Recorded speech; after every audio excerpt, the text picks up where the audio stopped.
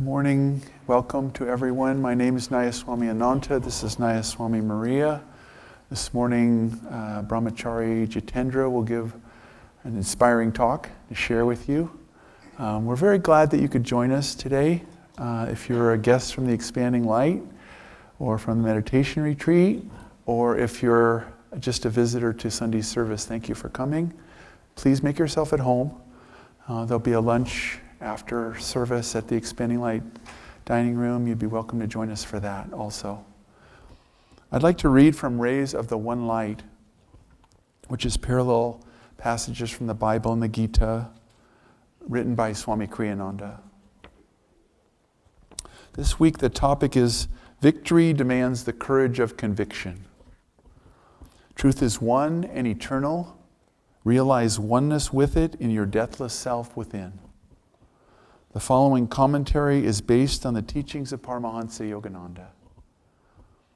Jesus Christ said in the Gospel of St. Matthew, chapter 10, "Think not that I am come to send peace on earth. I am come not to send peace, but a sword. For I am come to set a man at variance against his father, and the daughter against her mother, and the daughter-in-law against her mother-in-law. And a man's foes shall be they of his own household. He that loveth father or mother more than me is not worthy of me, and he that loveth son or daughter more than me is not worthy of me. And he that taketh not his cross and followeth after me is not worthy of me. He that findeth, that is to say, that clingeth to his life, shall lose it. And he that loseth, in other words, that giveth up his life for my sake, shall find it." God tests the firmness of our faith. The sword described here is the sword of discrimination. The struggle Jesus describes is not a war against unknown enemies, but the struggle with our own attachment to all that is nearest and dearest to us, humanly speaking. Ultimately, it is a war against the ego itself and against anything with which we surround ourselves to bolster the ego's fragile sense of security. When Yogananda, as a boy, fled to the Himalayas to embrace a life of solitary meditation, he was apprehended by his older brother, Ananta, and brought home again. At a certain point, before he would accept defeat, he whispered to his friend Amar, his companion on the flight, "Let us slip away when opportunity offers. We can go on foot to Rishikesh." But Amar, whose brother had accompanied Ananta, had turned pessimist, disclaiming any intention of continuing their adventure. Yogananda's memorable comment on Amar's refusal was, he was enjoying the familial warmth. The spiritual warrior rejects that familial warmth. Rather, he claims the whole universe as his home. As the Bhagavad Gita puts it in the 14th chapter, unaffected by outward joys and sorrows, or by praise and blame, secure in his divine nature, regarding with equal gaze a clod of mud, a stone, and a bar of gold, impartial toward all experiences, whether pleasant or unpleasant, firm-minded, untouched by either praise or blame, treating everyone alike, whether friend or foe, free from the delusion that in anything he does, he is the doer. Such an one has transcended nature's triune qualities. Thus, through Holy Scripture, God has spoken to mankind.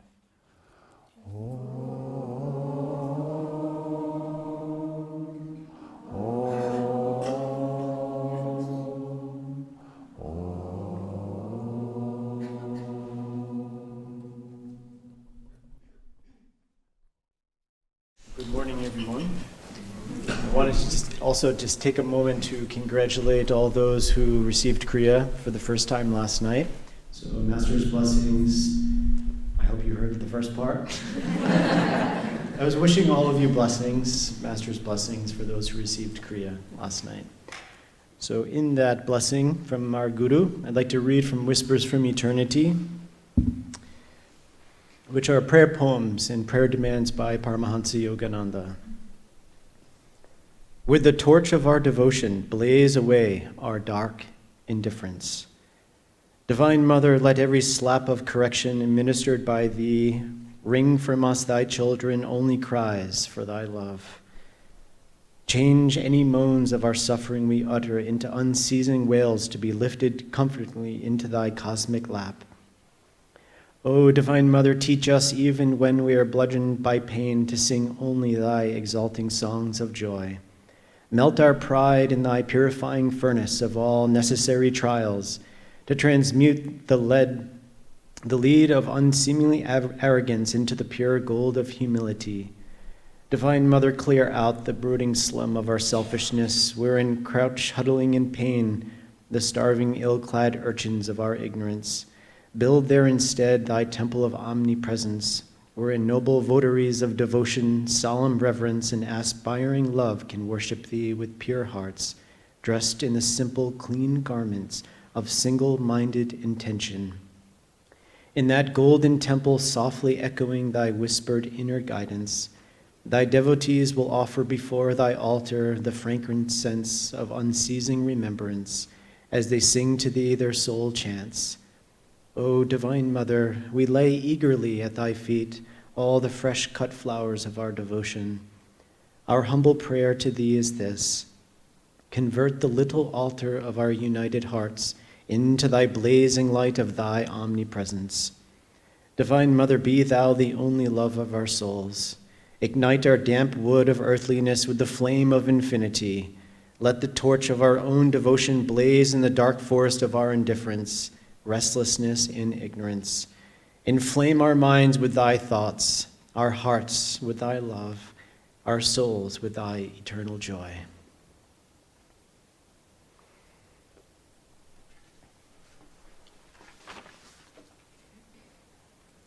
So today's topic is one of great importance for all of us as devotees, all of those on the spiritual path. There was a book written by Bronnie Ware, she was a hospice nurse living in Europe and had served the divine in this way for many years. And she wrote a book entitled The Top 5 Regrets of the Dying. And you could say, oh, that seems sort of heavy. That's a heavy topic. Well, of course, it's a topic that her intention was to help educate and support individuals in this life toward their higher aspirations. And you know what in her book what the most prevalent regret was among those who were transitioning? It was that they felt that I wish I would have had the courage to live the life that I knew that I was destined to live. And so this morning I feel that is a good question for us to ask ourselves. What is the life that we are here destined to live? I think all of us have, of course, answered that question to some extent because we've entered the spiritual path. We came into this life and we had that remembrance that there is something more in this life than just fitting in, or there's something more to this life than just getting the better job or the better car or trying to find the right shade of yellow that matches your blue eyes. there's something more that our hearts could feel. At some point in this life, we remembered that we are loved by God, that we can develop a personal relationship with the divine. And once that call begins to unravel itself to us, showing itself to us, then, of course, we had to make a decision. We had to make a decision to either turn and listen to that inner whisper of our hearts and souls, or to continue onward with the life that we had been living. And all of us who are here today, those who are online, we've all made that decision. We've all followed that inner whisper, that guidance, which is the grace of God. It is the grace of our soul that is longing for our home, to be in the light, in the love of God. And so this is our journey, that it's not over yet. We've entered the spiritual path, we're moving forward. And where is our ultimate fulfillment? Where does our victory lie? One of the things that our Guru Paramahansa Yogananda said is that the soul's ultimate destiny, the victory of the soul, really is reflected in the words that Christ often said, that I and my Father are one. That is our victory. Our victory lies in self-realization, in the techniques and teachings that have come from our Guru, from all the great saints and sages of all traditions, have come to give us the tools, to give us the teachings, and how we can win this battle between our little self and our higher self. And this is the definition of yoga. Yoga means union with your little self, with your higher self. And so, of course, Christ has come, and today's reading, one of great strength, that, I remember when I first read this many years ago, I thought, wow, Christ certainly had a lot of power when he came to say that he didn't bring peace, but he brought a sword, because he knew that the devotees who are on the journey of finding God needed to confront delusion, that it takes great determination to find God. And so with this, of course, the sword representing discrimination, but also for us, and for all souls, that it also is attunement to the Guru, attunement to the teachings that are there to guide us toward victory, to use that for this battle that we are in.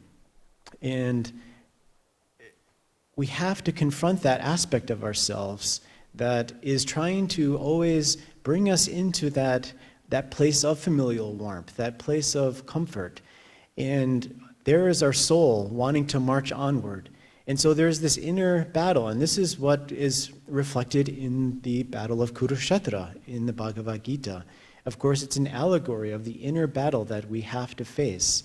And one of the things that gives me great ease in knowing is that all those qualities of ourself that seem so much a part of who we are, it's not that we have to kill them, but rather, as Krishna said, we transmute that energy, we take that energy, and we then use it for the journey ahead. We use it to invest in our higher self, the qualities that are going to lead us toward victory. And when Jesus was mentioning that he also has come to set daughters against their mothers and sons against their fathers, this, of course, he wasn't trying to destroy the family unit. Instead, he was trying to teach us that we have to cut these cords of emotional attachment wherein we get caught in trying to define the love of our hearts to a form, to a relationship. But rather, especially our Guru has taught us that we must expand our hearts toward infinity. We have to expand the love that we feel for our mother, the love that we feel for our father, and we have to spread that and feel that united love with everyone that we meet. And so this is our day-to-day practice, is trying to release these attachments that cling us to ego consciousness, to suffering. In the best way also to use this power, which representing the sword, of course, is of love. And it's that day-to-day remembrance that we are loved by God, that we can ignite this power within our hearts and then to use that power to move swiftly to our true home in God. There was a Sunday school teacher who was sharing the 10 Commandments with her children who were about 5 or 6 years old. And of course was sharing a little bit about some of these teachings from Christ. And she was speaking about how in the 10 Commandments of how to honor thy mother and father. And after they spoke about this topic for some time, she then posed the question to her students and said, can anyone think of anything that could apply from the 10 Commandments to how to treat our brothers and sisters? And without any hesitation, one boy stood up and said, "Thou shalt not kill." I think that, yes, that's good. It's a good starting point. But you see, it's this our path is that we become more and more refined in the inner self, in the higher self within us, that it becomes more and more refined, where we begin to apply the teachings toward every moment of our life, that every moment becomes transmuted into the highest potential, which is, of course, to see the love of God, the beauty of God, reigning in all hearts. We see it in the song of birds. We see it in nature. And we have to, as Swami Kriyananda said, that when we take up the spiritual path, it's a serious thing. And he said this in a talk, it's a serious thing. And I thought that was a nice way to understand that it is a serious thing. It does require austerity. But it's also, we have to bring forth that joyful enthusiasm for wanting to know God. And Swamiji, he said that, for all of us, there is something very great at stake.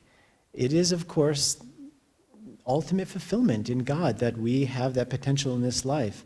In some way, it is a matter of a life and death struggle. It's not, of course, relating to this body, because yes, this body will pass, but to the soul.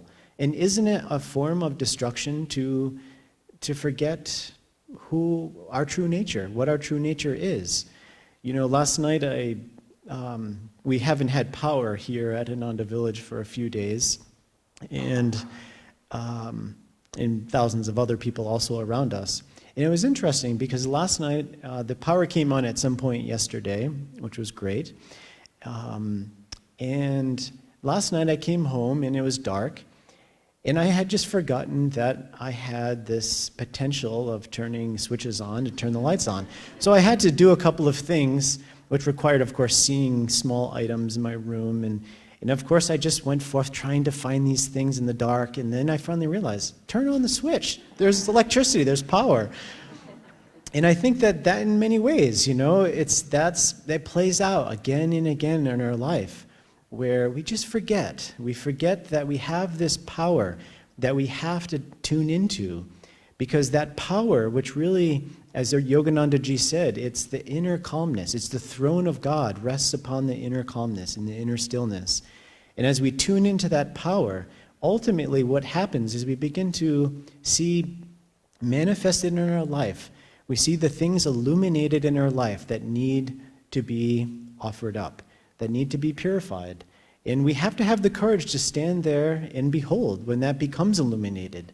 Because as this power begins to awaken within us through daily meditation, through devotional self-offering and everything we do, those aspects of ourselves that need to be released are going to show themselves to us.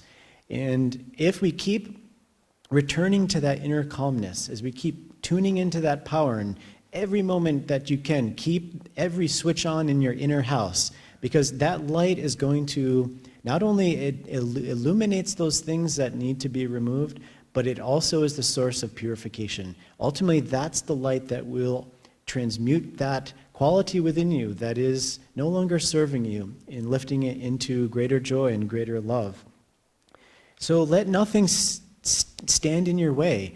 Our Guru gave us that example really strongly in the autobiography of a yogi. If you remember when his father was speaking against his guru, Swami Shikteshwar. And what did our guru say? He said, if you continue to speak against my guru in this way, I will disown you. That was a very strong example. But for all of us, we have to take that inside and ask ourselves, where in my life perhaps do I need to confront something that is holding me back? And have that power, that courage to know that the ultimate goal in my life is to find God. Our guru told us to always remember that, to say that again and again in your heart and mind. The ultimate goal of my life is to find God. And everything that stands in the way, pray, meditate, offer up those things, because ultimately that is where our fulfillment lies. Time is really flying by unless that clock is incorrect, so I'm going to speed ahead here. One of the recent teachings of our guru that I thought was very inspiring is he spoke about hope. Now, I don't know about you, but my first response to hearing the word hope or thinking about hope, I thought that was for the mild and meek, those people who were perhaps not yet strong enough to really get into the battle. They might be at home cooking and just kind of thinking about, should I enter the battle or not? But no, our guru has placed great emphasis on hope. And he has urged us to never stop hoping to find God in this life. In fact, that everyone, whether consciously or just mentally or whatever level, everyone has hope.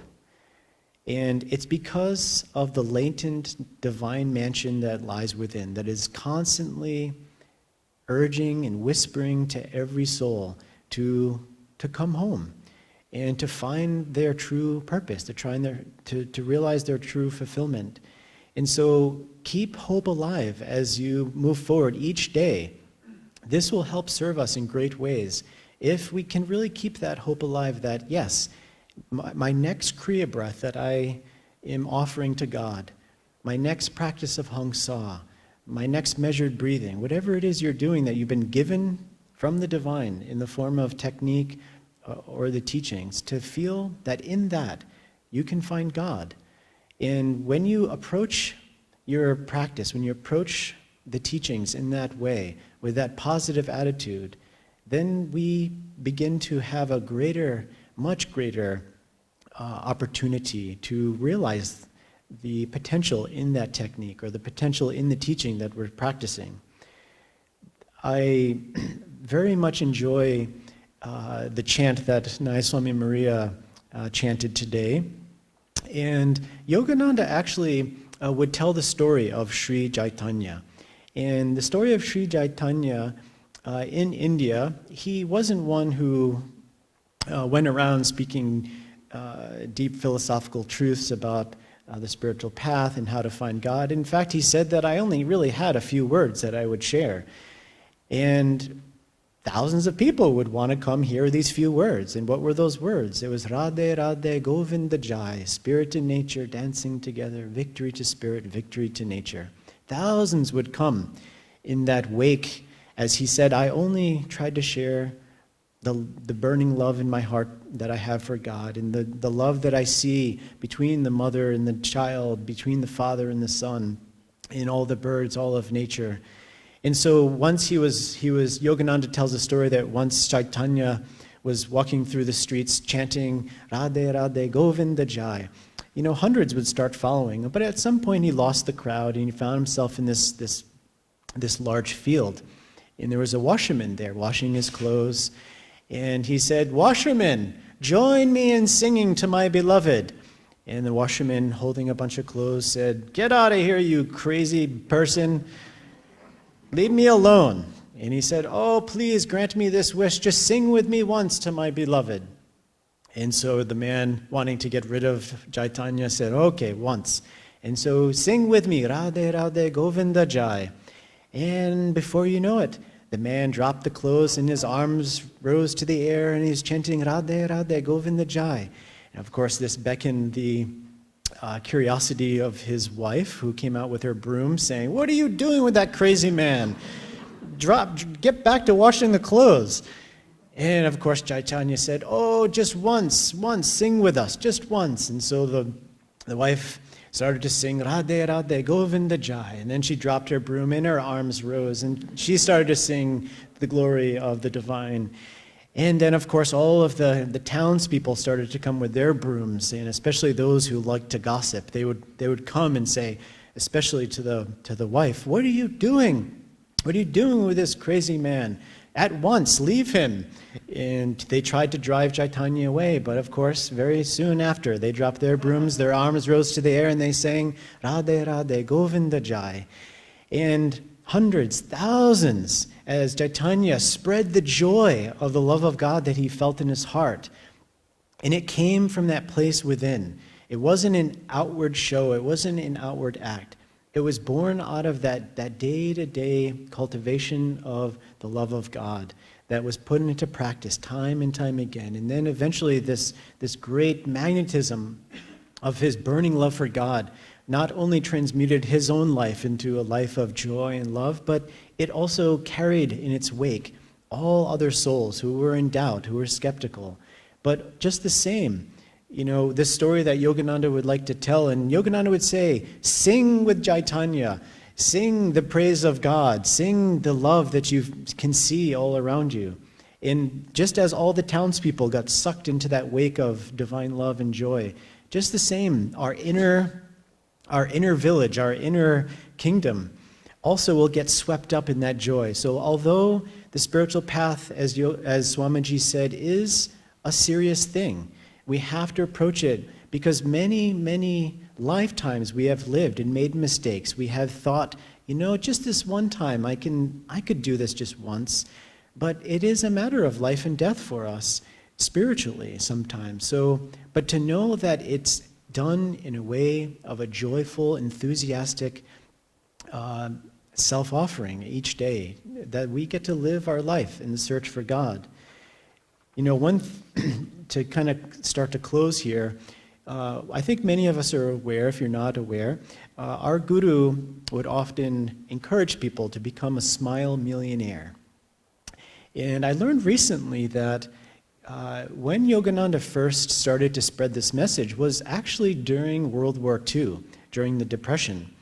And because he noticed that all of these people were just having a very hard time, and they were in despair and depression, and especially those who they were millionaires, very wealthy people, lost everything. And many people were then starting to, commit suicide, and because it was too hard to bear. So that's when Yogananda launched this mission of become a smiling millionaire. He began to encourage people that if you look within, then you'll find that there is this unchanging reality within you that is of joy, that is of love. And so as he spread this mission of becoming a smiling millionaire during this hard time, this is the victory that we have to keep working toward, is to not fold into the familiar warmth, just as Sri Ramakrishna would say that as the fisherman releases the net to catch the fish, at any point in time, the fish can jump out of the net, but instead they all begin to swim inward toward the huddle, from where it's familiar and where it's warm. And so we have to keep alive this divine joy, because it's in the divine joy that we're going to be able to overcome these obstacles. There's a story of a woman that my friend was sharing with me recently. Her name was Maserati Savage, and she was, during World War II, she had 5 children living with her husband, and